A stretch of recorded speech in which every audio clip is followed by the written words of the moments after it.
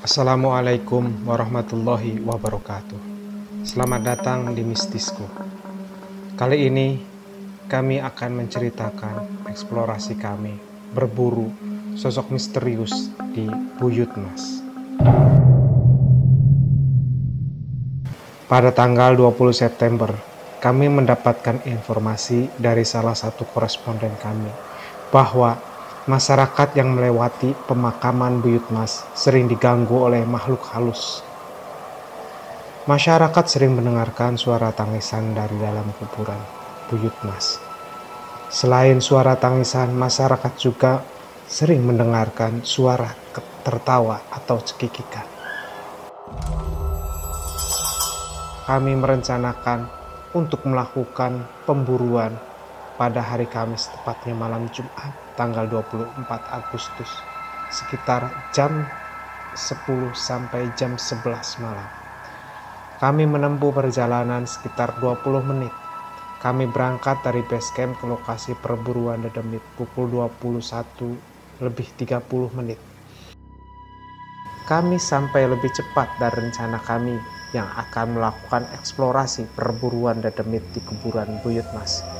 Kami tiba pukul 21:50. Kami langsung berbagi tugas. Ada beberapa orang yang menunggu kendaraan. Saya mulai memasuki areal pemakaman Buyut Mas. Di samping pemakaman ini ada tiang-tiang lampu dan di atasnya ada lampu-lampu yang menyala. Setelah beberapa langkah, saya memasuki komplek pemakaman Buyut Mas. Saya tiba-tiba merasa merinding. Saya melihat sebuah pohon asam yang sangat besar. Saya berpikir, mungkinkah pohon asam ini menjadi tempat Dedemit itu bersemayam? Saya berbicara pada diri saya sendiri. Saya harus melawan rasa takut saya. Saya bertekad untuk terus melakukan eksplorasi ini. Tiba-tiba saya merasa ada yang berjalan mengikuti saya dari belakang. Saya menolehkan kepala saya ke belakang.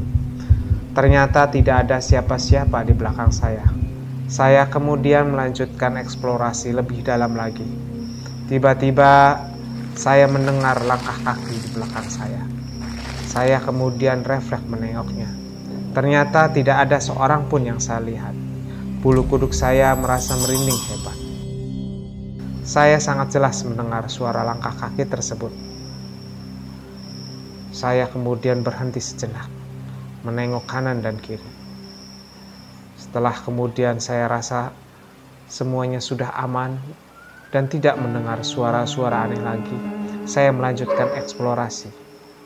Saya melanjutkan eksplorasi dengan pelan-pelan dan hati-hati. Saya harus memasang pendengaran saya dengan waspada. Tiba di sebuah bangunan yang bertuliskan Buyut Mas. Tiba-tiba suara langkah kaki itu terdengar lagi di belakang saya. Saya pura-pura tidak mendengarnya. Saya melanjutkan eksplorasi terus ke dalam. Tiba di sebuah bangunan yang bertuliskan Buyut Mas. Suara langkah kaki itu menghilang. Dalam hati saya merasa sangat lega.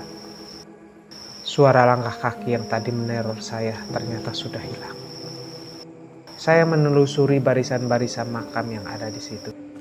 Tiba-tiba saya penasaran dengan sebuah bangunan di dalam komplek kuburan Buyut Mas ini. Saya mengarahkan kaki ke bangunan tersebut. Saya melewati tepian makam-makam yang berjejer.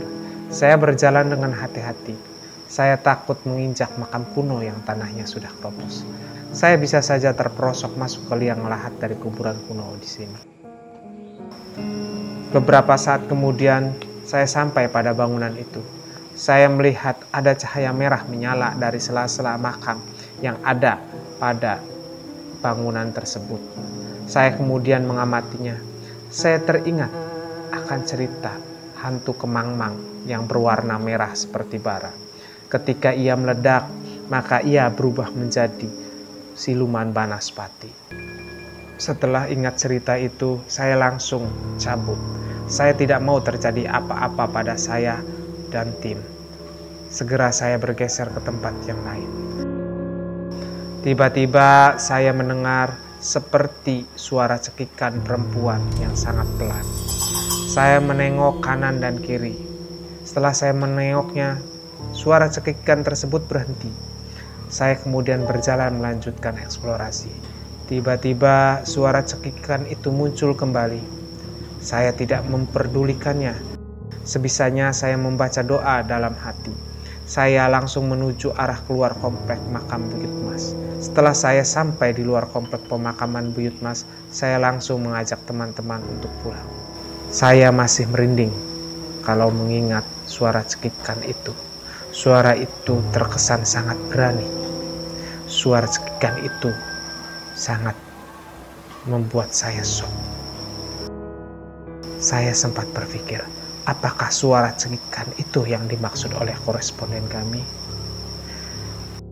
Saya juga masih memendam rasa penasaran pada cahaya merah yang ada pada sela-sela makam tersebut.